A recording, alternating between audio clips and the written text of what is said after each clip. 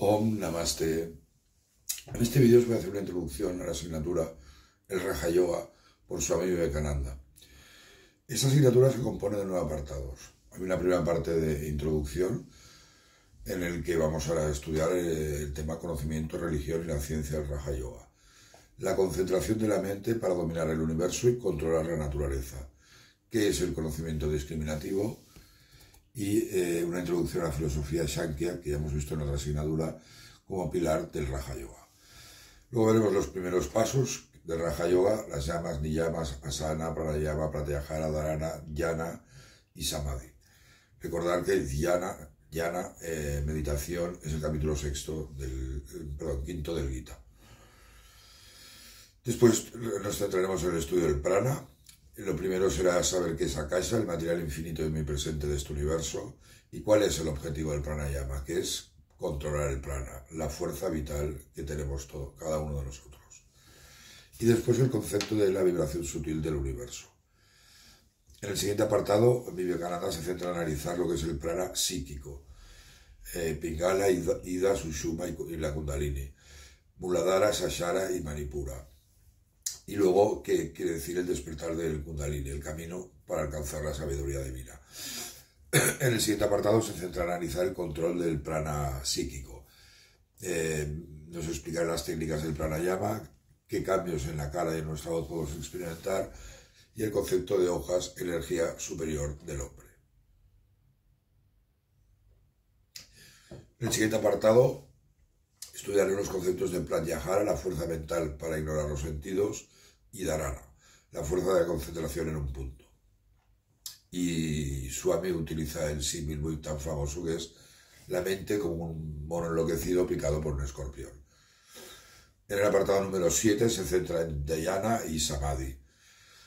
Dhyana como uno de los caminos del yoga. Acordaros que en el Gita hay un capítulo dedicado al yoga de la meditación, y el samadhi, el estado de la supraconsciencia.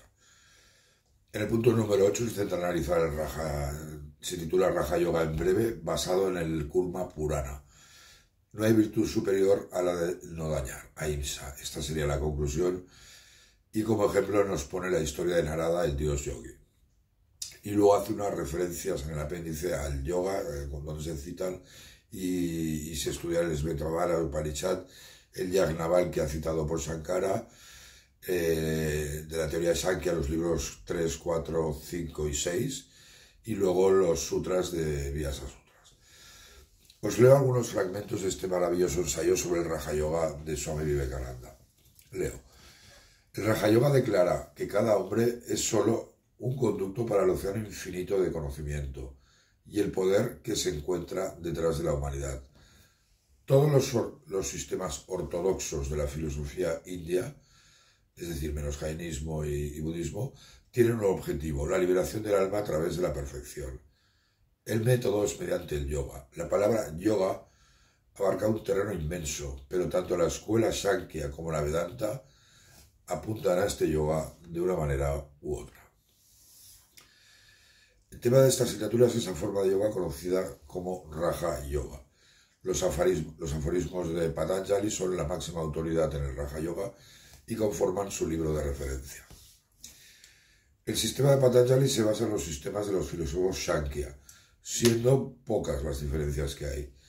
Las dos diferencias más importantes son, primero, Patanjali admite un dios personal en forma de un primer maestro, mientras que el único dios que admiten los Shankyas es un ser casi perfecto, temporalmente a cargo de un ciclo de la creación. En segundo lugar, los yogis sostienen que la mente es igualmente todo, impregnada del alma o purusha, y los Shankyas no. El Raja Yoga se divide, como todos sabéis, en 8 pasos. El primero es llama, las llamas, no matar, veracidad, no robar, continencia y no recibir ningún regalo. El siguiente son niyamas, limpieza, satisfacción, austeridad, estudio y entrega a Dios. Y luego viene asana, la postura, pranayama o control del prana, el pratyahara o restricción de los sentidos y sus objetos, dharana o fijar la mente en un lugar, dhyana, la meditación de nuevo, y samadhi, el estado de samadhi o supraconsciencia, estado realmente difícil de alcanzar. ¿Cuánta gente conocéis conocéis personalmente que haya alcanzado ese estado de Samadhi. Y os comento el caso del Nirvikalpa Samadhi de 6 meses, que es la experiencia espiritual más elevada registrada en los Shastras y que Sri Ramakrishna Paramahansa alcanzó gracias a su segundo maestro, Totapuri, maestro de Vedanta. Tanto yamas como niyamas son entrenamientos morales. Sin estos, como base, ninguna práctica de yoga puede tener éxito. A medida que estas dos se establezcan, el yogi comenzará a darse cuenta de los frutos de su práctica. Sin estos, nunca dará su fruto. Un yogi no debe pensar herir a nadie, ya sea de pensamiento, palabra o acción. La misericordia no solo es para los hombres, sino que irá más allá y debe abrazar al mundo entero. Y os leo una síntesis del Raja Yoga que hacía Vivekananda. Decía: 1. Cada alma es potencialmente divina. 2.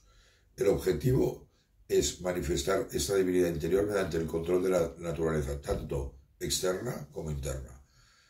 Haz esto mediante el Bhakti Yoga, el trabajo, la adoración, el Bhakti, el control psíquico, el Dhyana Yoga, o la filosofía, Jnana Yoga, mediante uno o más o todos, y sé libres. Esa es toda la religión. Doctrinas, dogmas, ritos, libros, templos o formas no son más que detalles secundarios. Muchas gracias. Om Namaste.